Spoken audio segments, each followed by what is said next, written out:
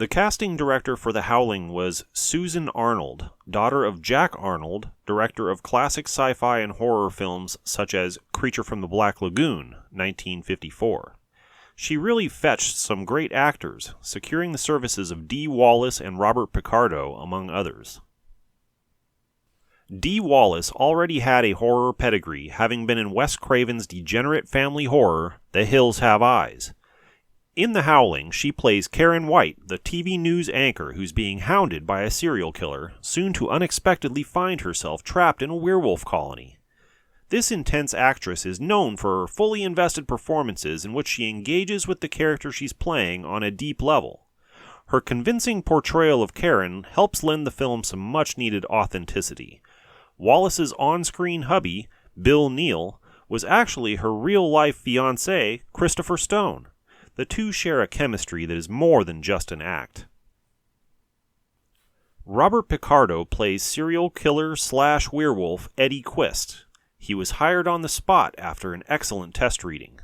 Also working in his favor was the fact that he was willing to endure hours in the makeup chair in order to be transformed into his monstrous alternate form. Picardo had serious acting chops, and he remembers having a minor identity crisis while stuck in the makeup chair for hours on end. Trained at Yale, 2 leading roles on Broadway, my first acting role in California, my face gets melted in a low-budget horror movie. The famous line, "I want to give you a piece of my mind," was his own improvisation. Elizabeth Brooks played Marcia Quist, Eddie's sister, seductress, and fellow werewolf.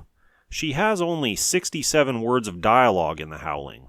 She had more lines in the screenplay, but the filmmakers felt it would make her more mysterious if she said less.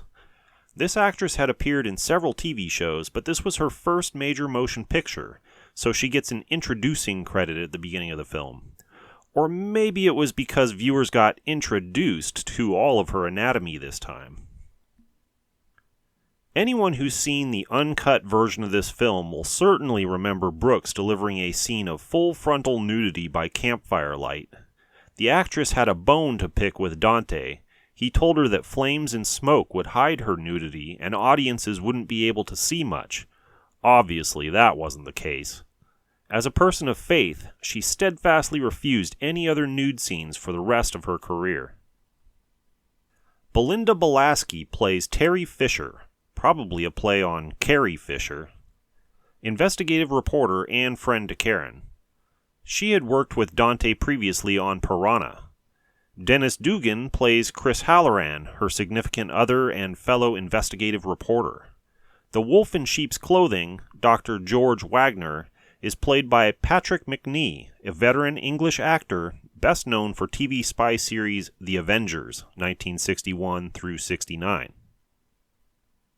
For the extended supporting cast, it's a who's who of famous genre actors that had inspired director Joe Dante as a young filmmaker. Kevin McCarthy, who plays TV news director Fred Francis, was the leading man in the original Invasion of the Body Snatchers, 1956.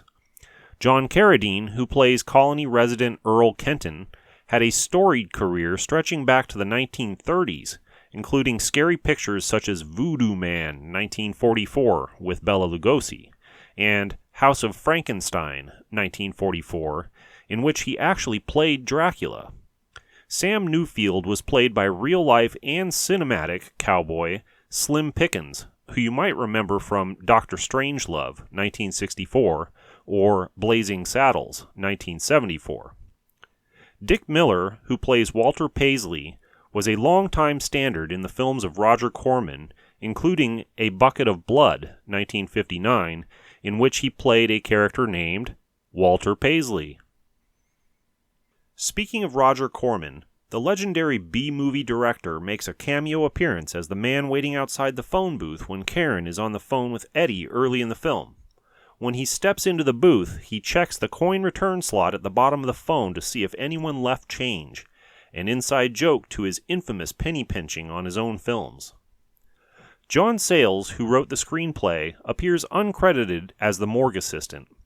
Science fiction promoter and aficionado Forrest J. Ackerman makes an appearance inside of Paisley's bookstore, holding copies of his own famous Monsters of Filmland magazine. Cinematographer Michael Chapman, Invasion of the Body Snatchers 1978, is a bar patron. Future filmmaker of note Mick Garris, Stephen King's The Stand 1994, is a TV viewer. The list goes on. Without a doubt, the most memorable aspect of The Howling is the special effects, which were state-of-the-art at the time. Originally, special effects legend Rick Baker was attached to the project. Partway through production, however, he decided the werewolves were better on the other side of the pond, and left The Howling to do special makeup effects on John Landis, An American Werewolf in London, 1981.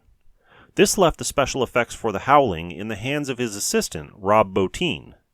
Bottin had previously worked on King Kong, 1976, alongside Baker, in Joe Dante's Piranha, and John Carpenter's The Fog in 1980.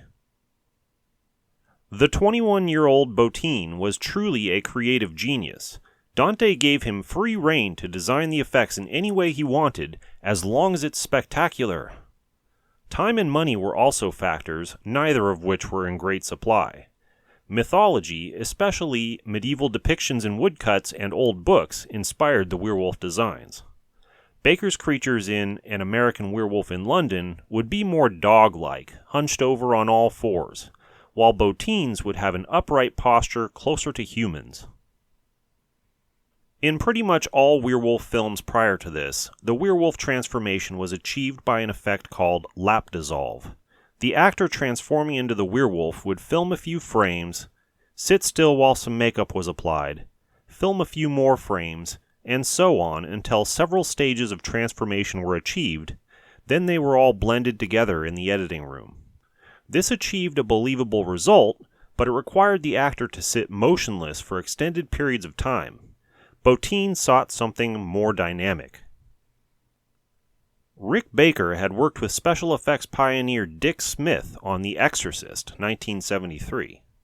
On that film, Smith had begun experimenting with ways to cause motion beneath prosthetic appliances. Smith also used this type of effect on Altered States, 1980. While involved with The Howling, Baker began using these types of techniques, collectively known as air bladder effects. Bottin continued using these methods after Baker left the project. In An American Werewolf in London, you can see what Baker did with similar techniques. In essence, this involves putting an inflatable balloon beneath a patch of fake skin with hidden tubes that allow air to be pumped in. When this occurs, the air pocket inflates and makes it look like something very unnatural is going on under the skin. In the case of The Howling, they employed unused condoms for this job. Dante jokes, "We couldn't afford the used ones." These effects are most noticeable in the transformation of Eddie Quist. Actor Robert Picardo endured upwards of 8 hours in the makeup chair, so it might not have been much faster than a lap dissolve technique, but the results certainly justify the effort.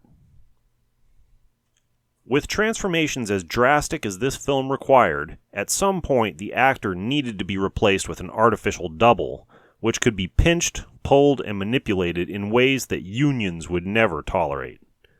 In the case of the Eddie Quist transformation, after the air bladder effects, you'll see a truly horrifying copy of the partially transformed Eddie, which continues to morph, crazy eyes rolling around, and snout being pushed out from the face. In addition to these revolutionary transformation techniques, a werewolf suit was made that could be worn by a performer on set, but it didn't look realistic enough, so only brief glimpses of it are ever seen.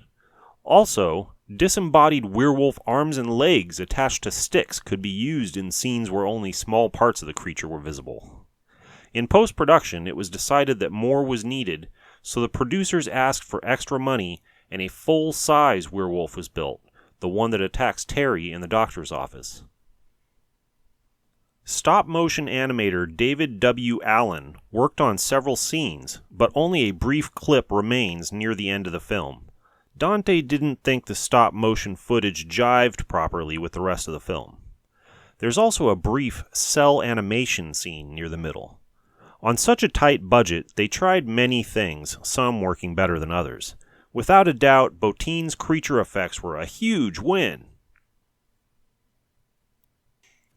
For the Howling's music, director Joe Dante reached out to Italian composer Pino Donaggio, who had scored Brian De Palma's Carrie, 1976, and Dante's own Piranha. Featuring prominent use of a church organ, the official description states, "The score by Pino Donaggio blends classic horror orchestral cues as well as minimal synth and sound effects." Speaking of sound effects, they were pretty important in this film, especially wolf noises. With a title like The Howling, the audience expects to hear some canines barking at the moon. The sound effects during the werewolf transformation sequences are especially gross, with what sounds like bones cracking and soft tissues tearing.